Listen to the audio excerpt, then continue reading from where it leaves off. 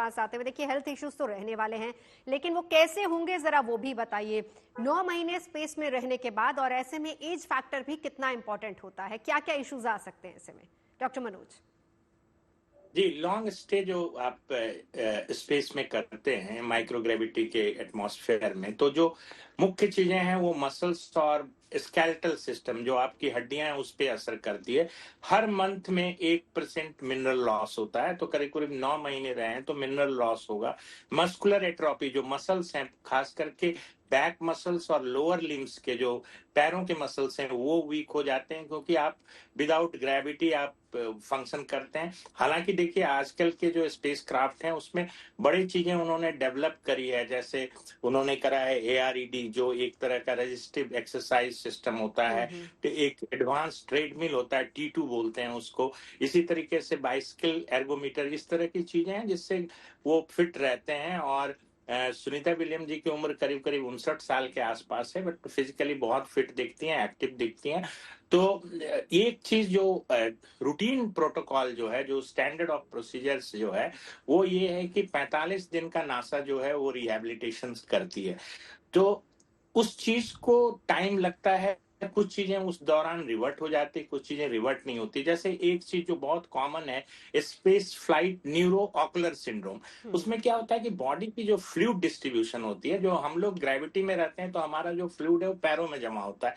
जब ये आप माइक्रो ग्रेविटी में होते हैं तो ये upper part of the body में, खास करके ब्रेन में देखिए एक चेंजेज अभी स्टडी हुई थी कि ब्रेन में जो वेंट्रिकल होते हैं, जो जिसमें कि सेरेब्रोस्पाइनल फ्लूइड होता है, उसकी साइज बढ़ जाती है।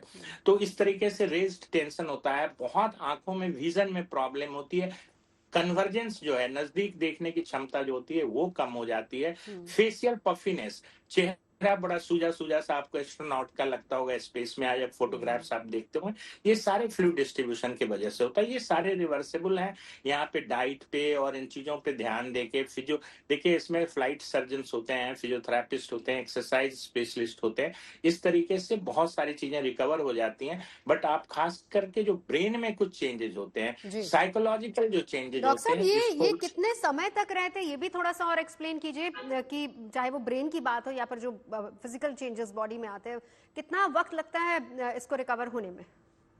जनरली तो देखिए 2 महीने में हो जाता है, बट जैसे ब्रेन डायलिटेशन जो है, जो वेंट्रिकुलर डायलिटेशन है, जो सेरेब्रोस्पाइनल फ्लूइड की, खास करके लैटरल वेंट्रिकल, जो ब्रेन में 2 वेंट्रिकल होते हैं, लैटरल वेंट्रिकल जो बड़ा होता है और थर्ड वेंट्रिकल, उसकी साइज बढ़ जाती है। कभी कभी स्टडी में देखा गया कि 3-3 साल तक लग जाते हैं उसको रिकवर करने में। बट जो विजन्स का है, डिसबैलेंस, जो आपका जो वेस्टिबुलर नर्वस सिस्टम है वो वहां पे बिल्कुल डिसोरिएंट हो जाता है। तो जब आप लैंड करते हैं, आप जब जमीन पे आते हैं, अर्थ के ग्रेविटी में आते हैं, तो आपको सबसे पहले आपकी बैलेंसिंग इंप्रूव करानी होती है, मस्कुलर जो आपका स्ट्रेंथ है उसको इंप्रूव कराना होता है, और कुछ जो न्यूरल चेंजेज हैं या जो ब्रेन से रिलेटेड चेंजेज हैं उसमें टाइम लगता है। प्रोफेसर कपूर, आपके पास आते हुए हमने पैराशूट की प्रक्रिया तो जानी, और ये थोड़ा सा सर हमें समझाइए, क्योंकि ये भी कहा जा रहा है कि लैंडिंग के वक्त कैप्सूल का एंगल बहुत इंपॉर्टेंट होता है। ये बात सही है, क्योंकि जब ये पृथ्वी के वातावरण में हम प्रवेश कर रहे हैं तो जो एंगल है वो इस प्रकार का होना चाहिए कि एकदम ये छिटक के कहीं बाहर की तरफ जो है वो प्रेशर ना पड़े कैप्सूल के ऊपर, और इतना शैलो, इतना स्टीप एंगल भी ना हो कि जिसमें जो है हीटिंग जो है वो एक समस्या बन जाए। तो पूरी की पूरी जो ट्रेजेक्ट्री है, ये यानी कि अनडॉकिंग के बाद से जब डीऑर्बिट करते हैं, पूरी की पूरी ट्रेजेक्ट्री जो है कैलकुलेटेड है।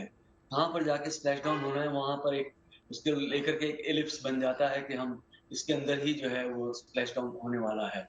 पूरी की पूरी जो प्रक्रिया है मतलब एकदम से जो है लास्ट डिटेल जो है वो कैलकुलेटेड है। और ऐसे में नासा की तरफ से एक और भी कंडीशन दी गई है कि वेदर कंडीशंस जो है उसके ऊपर भी कुछ हद तक ये बातें निर्भर करती हैं, तभी वो एग्जैक्ट लोकेशन जो है सर इसी पर एक सवाल और जरा बताइए, क्योंकि अगर हम ये देख रहे हैं कि डॉकिंग की प्रक्रिया सही समय पर खत्म हुई है, तो इसके बाद क्या लैंडिंग की प्रक्रिया या समय में थोड़ा सा फेरबदल हो सकता है? क्या ये पॉसिबिलिटीज हैं? वो ऐसा है कि वो बहुत टाइट सिचुएशन है, इतना आसान भी नहीं है, क्योंकि जरा सा पैरामीटर में कुछ भी जरा सा चेंज करेंगे या वेलोसिटी में अगर हम जरा सा भी फर्क करेंगे तो ट्रेजेक्टरी जो है वो एकदम से बदल जाएगी। हम पर जो लास्ट पॉइंट है जहाँ पर कि इम्पैक्ट होना है समुद्र में, वो उसमें फर्क आ सकता है काफी अच्छा, क्योंकि आसमान में जो एंगल बहुत छोटा है, लेकिन जब वहां पहुंच रहे हैं तो वो जो डिस्प्लेसमेंट है, पॉसिबल डिस्प्लेसमेंट एक्सपेक्टेड जगह से, वो काफी ज्यादा भी हो सकता है। तो वो तो देखना पड़ेगा, क्योंकि ये डिटेल्स जो है वो जैसे ये प्रक्रिया आगे बढ़ेगी तो तभी हमें कुछ कुछ पता चलना लगेगा।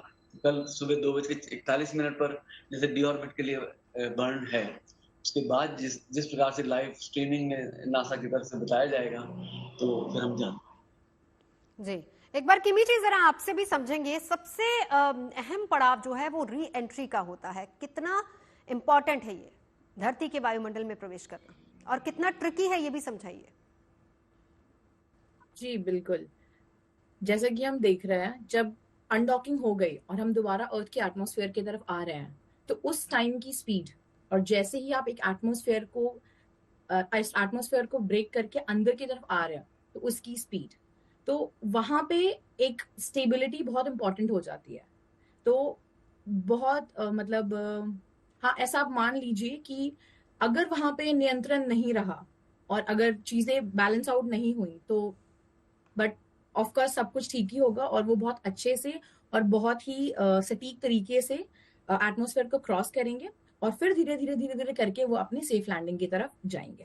और उसको बैलेंस आउट करने के लिए पैराशूट का समय से खुलना बहुत जरूरी है। बहुत बहुत बहुत जरूरी है पैराशूट का खुलना, और डेफिनेटली पैराशूट तो टाइम पे खुलेगा ही खुलेगा, उसमें तो कोई दो राय।